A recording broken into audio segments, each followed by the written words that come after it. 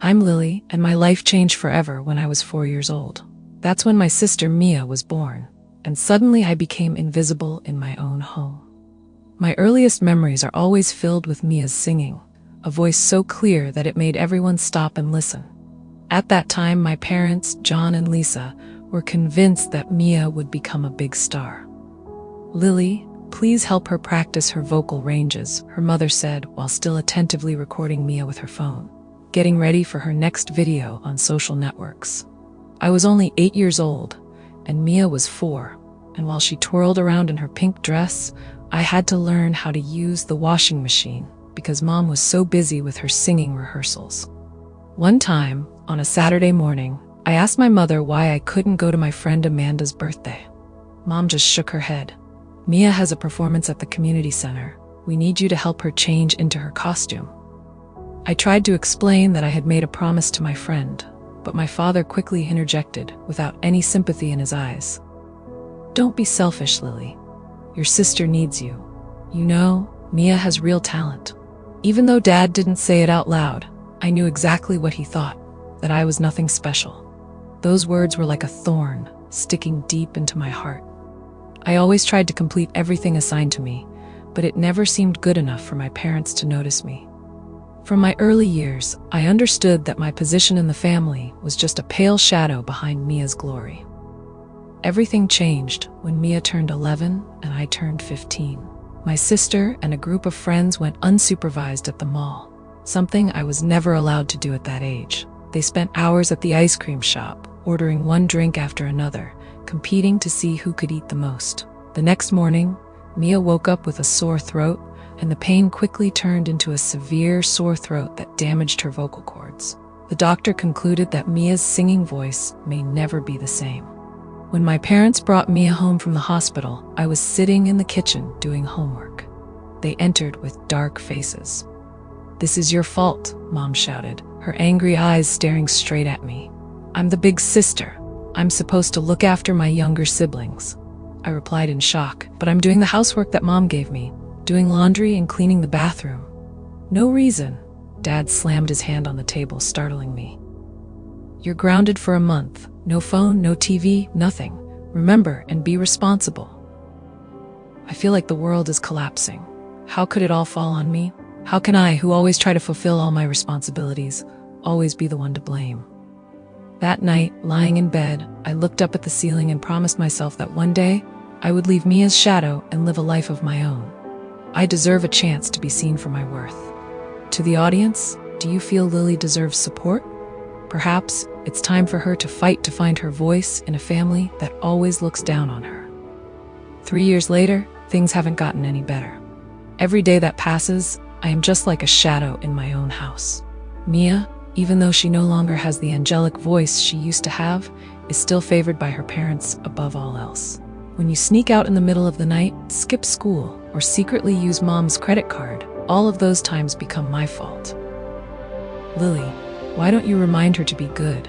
Or if I had paid more attention, my brother wouldn't have done that." Those accusations became a familiar part of my life. The climax was when I received my acceptance letter to the state university, the opportunity to escape the long days of suffering. I was excited to share the good news with my family at dinner, the letter sitting next to my mother's casserole dish. "This school is very affordable," I explained, trying to stay calm. "I received the scholarship. Just a small loan is enough." But Dad didn't bother to look up from his plate. "We don't have the money for that, Lily," he replied curtly. Mia, sitting opposite, smirked. "Maybe you should try to do something better than cleaning," she said sarcastically. "I don't give up. Mom and Dad can borrow from me. I promise to pay back the entire amount as soon as I graduate," I pleaded, my voice shaking.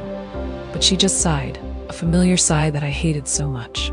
"College isn't for everyone, Lily," she said, as if she had made the final decision.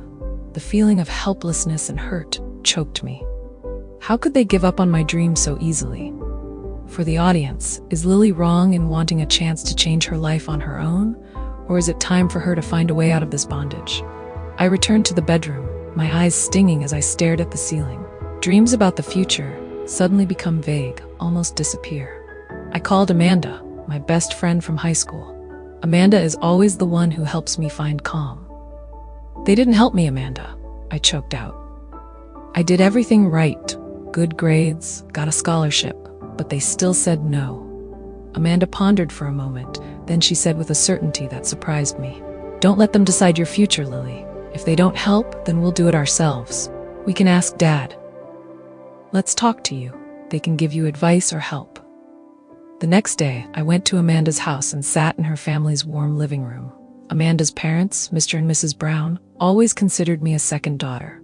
After hearing my story, they looked at each other for a moment. Then Mrs. Brown spoke up. "Lily, you're a smart and hardworking girl. We'll find a way." They offered me an interest-free loan, and in return, I could work part-time at their family store. I cried, not because I was sad, but because for the first time I felt someone believed in my worth. The day I packed my bags to move into the college dormitory, my parents didn't mind at all. They are busy planning Mia's piano recital. But I no longer feel the same pain as before. Instead, I have a glimmer of hope. A new life is waiting for me, where I can build my own future, no longer having to live in anyone's shadow. University life opened up like a breath of fresh air, giving me freedom and a sense of mastery that I had never experienced.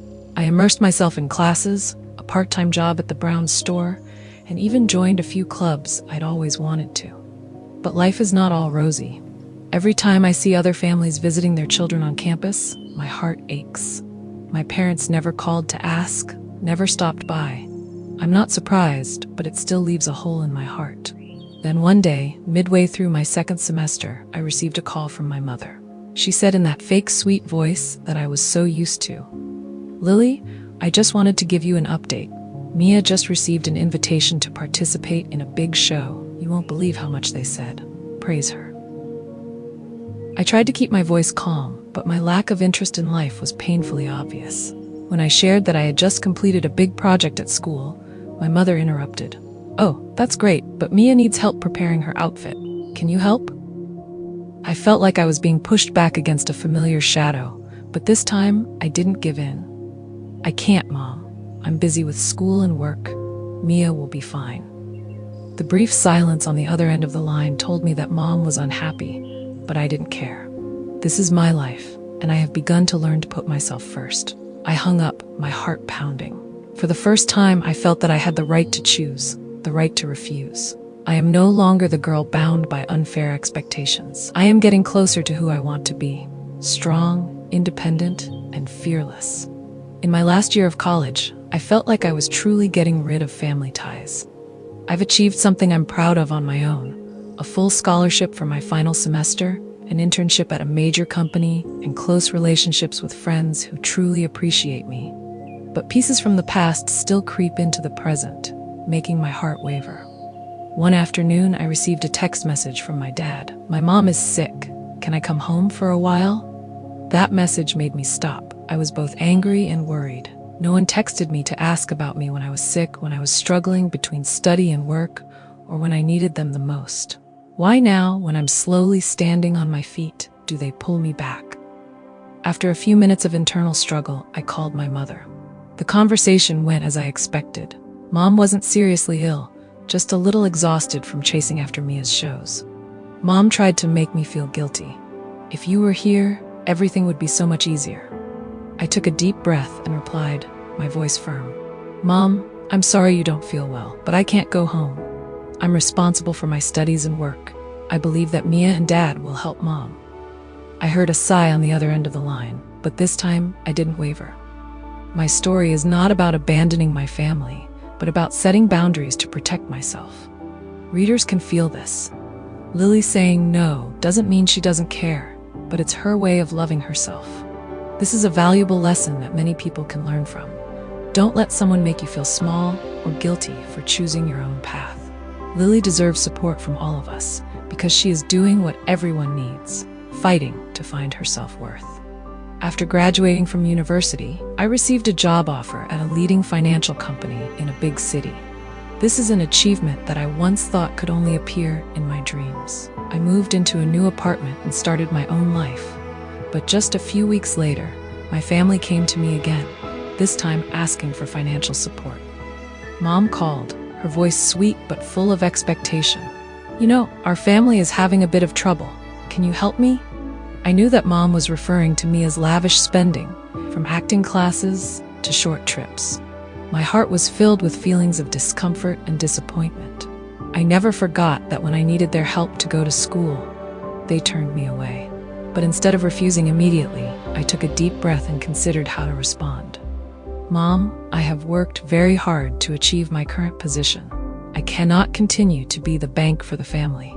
If the family really needs urgent help, I can support at times, but that will be the last time," I said, keeping my tone firm yet respectful. The conversation ended with a sigh from Mother. I knew my decision would disappoint them, but I also understood that this was the only way for me to stand my ground and protect my independence. This is not selfish, but my way of setting healthy boundaries so I don't get pulled into the same cycle. This action is not only a step forward in Lily's story, but also a lesson for all of us about the value of independence. Readers can clearly feel the maturity of Lily, who has learned to set limits in family love. This is a reminder that no one should be taken advantage of, and that sometimes the only way to love yourself is to say no. Lily not only deserves support, but is also an inspiration to those struggling in unhealthy relationships. One evening, while I was enjoying some peaceful time at my new apartment, a series of text messages started appearing on my phone. Mom, Dad, and even Mia all sent messages, this time not to ask for money, but to blame. "You're so selfish," one text from Mom read. "My family needs me, but I only think about myself," Mia added, not forgetting to include a few angry emojis. I felt anger and frustration rising, but this time I didn't let it rule my emotions. Instead of replying immediately, I decided to write a long letter. I clearly explained what I had endured all these years, from being treated as a helper in the family to the lack of support when I needed it most. I write about my efforts to become independent and build a new life, not to alienate my family, but to find a healthier balance. "I love my family, but I also deserve to be respected and not taken advantage of," I wrote. When I sent the letter, I felt relieved, but also worried about how they would react. The subsequent conversation with my mother was not easy. Her voice was a mixture of anger and sadness, but for the first time, she listened. "I didn't realize I was putting such pressure on you," she admitted. "It's not a full apology, but at least it's a start." This story is not only about my independence, but also about changing toxic family relationships. Readers can see Lily's resilience as she not only confronts injustice, but also strives to create a healthier relationship. This is a reminder that while difficult, setting boundaries with those we love is essential to protecting our own self-esteem and happiness. Please support Lily because she is courageously rebuilding her life on the foundation of freedom and mutual respect. After the letter and the conversation with my mother, I noticed that the tension in the family did not disappear immediately, but there was at least a slight change in the way people communicated with me. However, what made me feel liberated was when I started focusing more on building my own life, no longer feeling trapped in the darkness of unfair expectations. It wasn't an easy journey, but step by step, I learned to set clear boundaries. One day, Mia texted me not to criticize, but to ask for advice about work and life. "How do you overcome all the pressure and find your direction?" she asked. This question surprised and touched me. For the first time, Mia saw me as someone worth admiring, not just the big sister who has to shoulder everything. I took the time to answer her, sharing the difficulties I faced and how I overcame them, but also not forgetting to emphasize that she, too, needed to find her own inner strength. Although there are still gaps in my relationship with my parents, I realized that change doesn't come from waiting for them to understand everything. Instead, I focus on building other relationships that are healthy and loving. I joined a community of independent young women where I found support and inspiration to keep growing. My story is not about eternal separation from family, but about redefining relationships. Readers can see that sometimes love also needs to be accompanied by strength to protect yourself. Lily's actions are a reminder that everyone deserves to live in respect and freedom, even if it means creating distance to achieve it.